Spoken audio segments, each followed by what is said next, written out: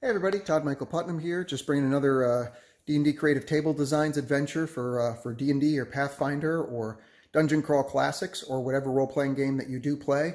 I'm going to be releasing my own homebrew rules, hopefully in the next month or so, for 5th edition called Creatures and Catacombs. It's going to be absolutely free. It's just absolutely free homebrew rules that I use in my own campaigns. Completely available, no upsell, no nothing. It's just completely free to the community. So look for that when it does release.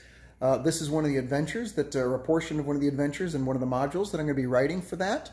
And what we have here in this particular adventure is basically just, I've always wanted to do some kind of a mountain type adventure, but they don't have any actual, they're mountains of Erenthor, excuse me, for Dwarven Forge, but I guess they're going to be coming out with some more mountain stuff, upgraded stuff in a Kickstarter soon. That's not available yet, so I thought I'd try and do what I could with what I had. The concept behind the encounters and stuff that are here is there's some roving bands of goblins and their war dogs that are patrols that are out around. After the party goes through that, there's going to be some goblins in this cave area right here that they can fight off.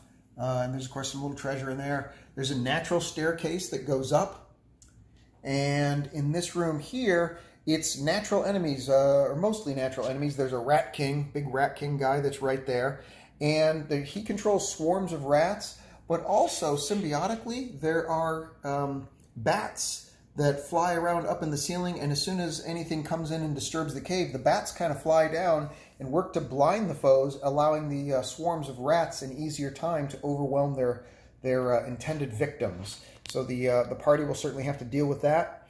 After they take care of that, there's an opening on one of the sides of the cave where someone has built from a long time ago a bridge across, and that bridge is being guarded by the kobolds because it's a choke point. And kobolds basically always look for any sneaky way that they can. So they're not strong guys, they're not strong critters. So they figure they can bottleneck anybody attempting to come into their little territory in these in this mountain pass. They have flying cavalry. They've got these like flying goats, and there's of course some winged kobolds that are flying around, assaulting anybody that comes across the bridge. Naturally, they've also got kobolds that are blocking the area as best as they can to force the players or the encroaching parties or enemies to have to stand and fight on the bridge where they're most vulnerable. And so that's another area that gets fought. That battle may extend into this area here as the players push their way through. And then there are stairs going up and a cavern entrance right there. Inside of this cavern entrance is where the players will find the kobolds have their own big religion going on. Naturally, of course, there's a trap for a net trap that comes down. And other than that, there's a bunch of spell casting kobolds in here. I homebrew kobolds so that they can cast cantrips and things just to add a little extra to it.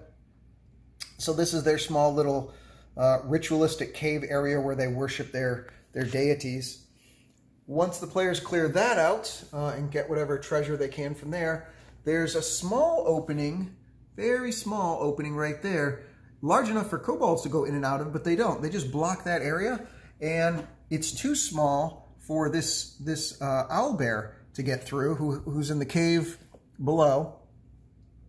It has a large enough hole in an exit going out into the forest around on the other side of this the river that it can get out there, and it can hunt at night and bring stuff back to its nest. But it serves as essentially a natural guard for the kobolds because it's too large to get through the opening up into the other cave. So it's the kobolds basically just post 1 or 2 guards there, but really they're just keeping an eye on the owlbear, who they know is too large to get through that small opening to get to them. So it's a natural barrier for them. And so there it is. Of course, there's some treasure that the owlbear has accumulated from chewing on adventurers or whatever else he's managed to get. And that's basically the adventure in a nutshell. What I used to produce this, of course, there's a lot of this Dwarven Forge. The overwhelming majority of this is Dwarven Forge. The non-Dwarven Forge I can get to pretty quickly. The Battle Mat, which I believe is either Deep Cut Studios, Warzone Studios, Noble Knight Games, PW Works or P Works Studio, something like that. That's where I get my battle mats from.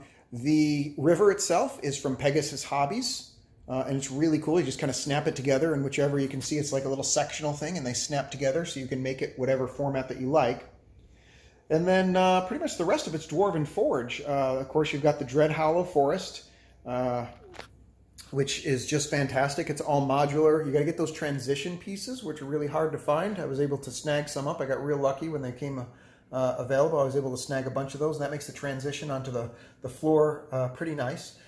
Then a bunch of elevation tiles that I have under here, and if you can see this here, I use, in order for stability purposes, rather than just stock them directly one on top of the other, I have 12-inch by 12-inch clear plexiglass that I set on top of it, so if these columns move any, it doesn't just tumble the whole thing down. It provides a lot more stability. And then you just put the terrain trays on top of that and then just build. So that makes it super simple. Again, the Aaron Thor mountain set is part of what I'm using. It's also using some from Caverns Accessories. And Caverns, these pieces, that piece, like these two pieces right there, three pieces are right there. Those are all from just the traditional Caverns tile set.